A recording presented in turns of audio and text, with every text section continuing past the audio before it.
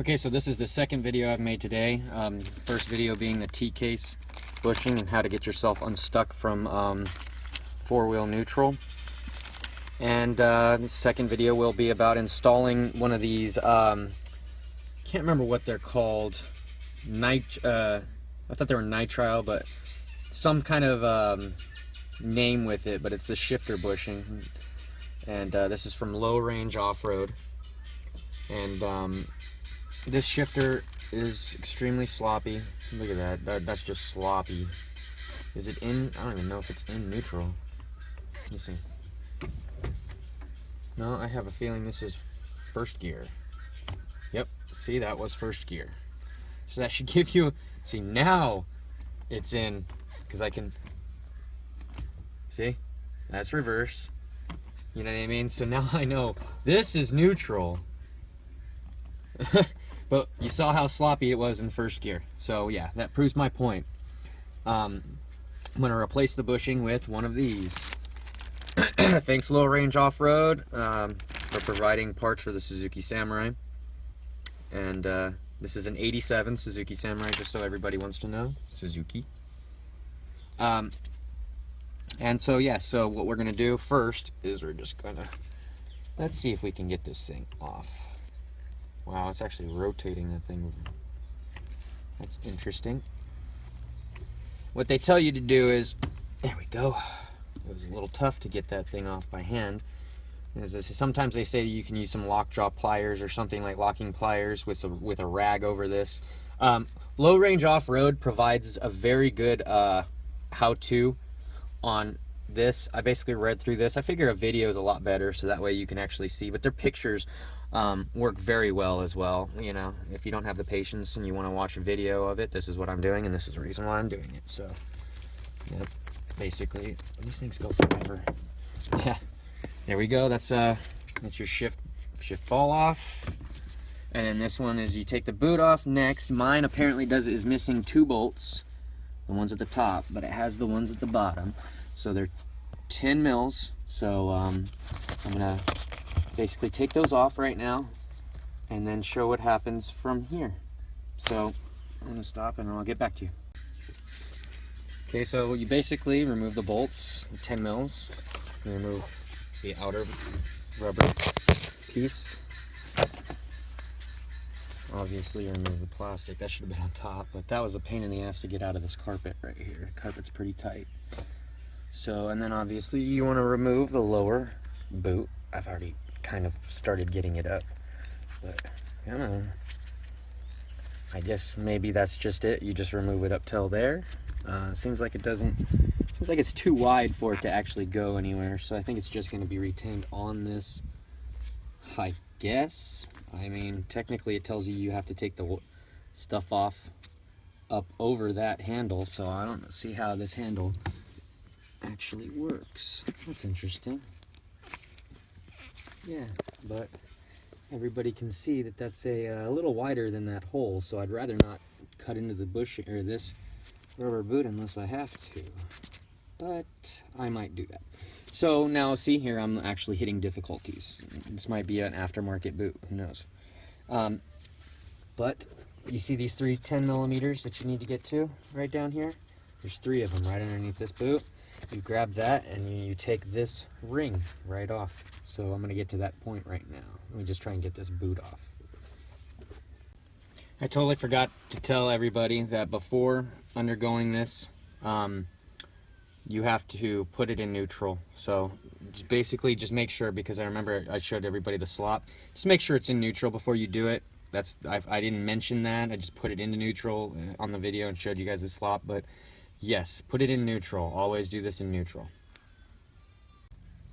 Okay, so that was a little funny. I had to actually cut the shift boot with some scissors and put a little like line into it, because obviously you can see that's not going on, so, or coming off of this wide part. So I just put a slit right in there and then just pulled it off. Not sure how they got it on there, but anyway, so I've already removed the 3 bolts that hold it. One was a little bit odd shaping. It was not the same as the others, so I've made sure to remind myself where exactly it went, and it was this one. I don't know why that one's longer than the other ones. but there we go. And so keep them the way they are. I'll raise this plate right off, and then just right off. Because the reason why I had to cut that is because you have to get all these other parts off. That's what Low Range Offroad says to do on their instructions. And from what I understand is you just lift this shift knob completely up. Yep, directly right out. And there's the shifter with the other seal, the seal on it and the O-ring. So what we're going to do is we're just going to take these components off, clean this off, check for any burrs. And if there are any burrs, it looks like there are.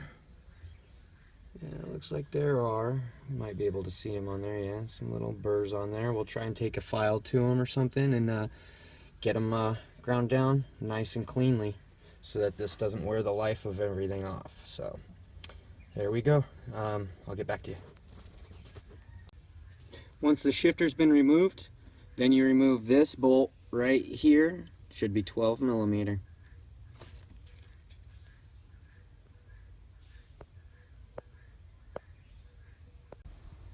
Okay, this is a moment they don't tell you about. Obviously, yes, a lot of these break.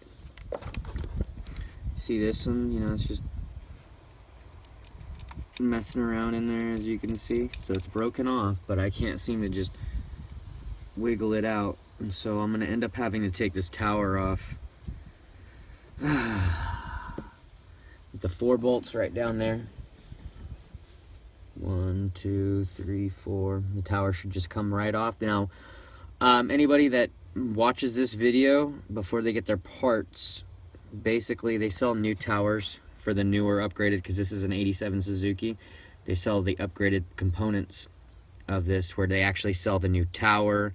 Low Range Offroad has that kit. But I've already bought in this one. I didn't understand that there was even that kit that existed. So I'm basically telling everybody right now that they sell a kit with a bigger bolt. So, because apparently this happens a lot. Even if you do fix it, you're probably going to be back down here later on.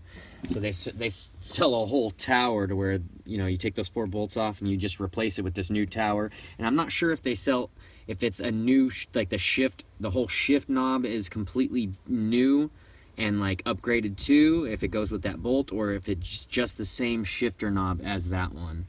So I'm not sure. I have to get in contact with them. Doesn't say a whole lot of the parts list on that. But yeah, I'm going to end up having to take this off and seeing how I'm going to be able to get this out, because it's not going to be able to pull out. And it doesn't want to go in. You know what I mean? It's in there, some kind of just dangling around. So once I get this off, I'll be able to see what's going on with it. So, alrighty. Had to use a tap set to get it out. Would not go in, would only come out this way. Okay, so I'm going to use some silicone sealant around the base of this so that it seals up, and then I'll use some silicone sealant on some bolts as well so that those seal. But you have to use silicone sealer if you take off this tower.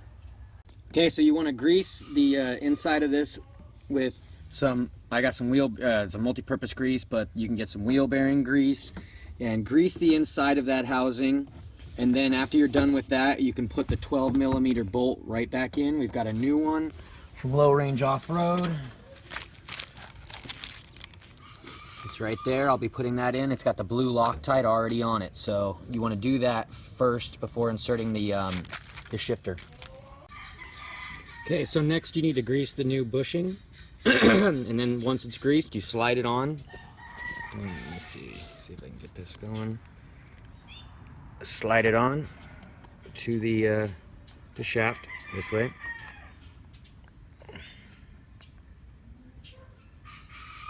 Sorry. There we go. So now it's on that. Then you slide this O-ring that it comes with over it. Just remember to grease the cup. So now you can see the O-rings on it. Kind of hard to tell, but it is on there. But yep. And so now this can get placed inside. Okay, now just take the shift boot, place it directly straight down. Should just go right straight down. There you go. It's starting to seat itself. Seat the bushing. Bushing's now seated. Everything looks good. Push it down, and then Then you bolt that flange back down. Bolt that back down and get it all buttoned up. So.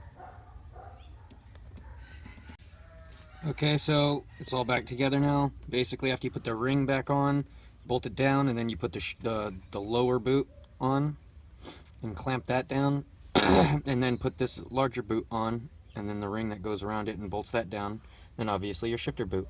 But see now, barely any play. So